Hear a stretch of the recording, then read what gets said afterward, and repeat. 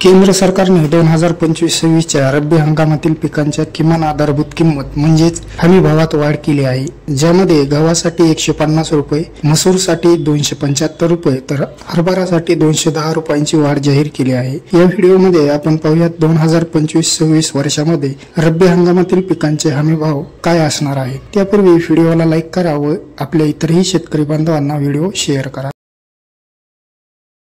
Subscribe now and press the bell icon. Never miss an update. मित्रांनो, 2025-26 या वर्षामध्ये रब्बी गव्हासाठी 2425 रुपये प्रति क्विंटल, हरभरासाठी 5650 रुपये प्रति क्विंटल तर मसूरसाठी 6700 रुपये प्रति क्विंटल हमी भाव जाहीर केला आहे। यासोबतच रेपसीड आणि मोहरीसाठी 5950 रुपये प्रति क्विंटल, बरलीसाठी 1980 रुपये प्रति क्विंटल याप्रमाणे हमी भाव जाहीर करण्यात आला आहे। सदरील हमी भाव लिस्ट जर आपल्याला डाउनलोड करायची असेल तर लिंक डिस्क्रिप्शन मध्ये दिली आहे, त्यावर क्लिक करून आपण ही PDF फाईल डाउनलोड करू शकता।